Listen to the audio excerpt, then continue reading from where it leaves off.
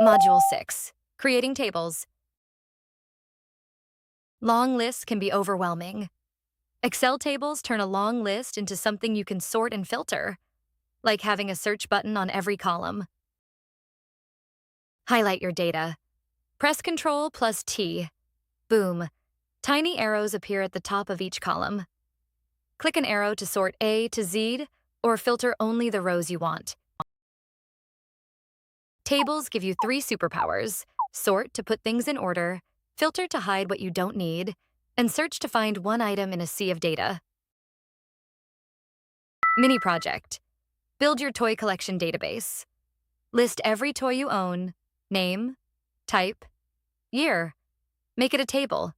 Sort by year, oldest first. What do you find? Up next, the fun part: turning numbers into colorful charts and graphs.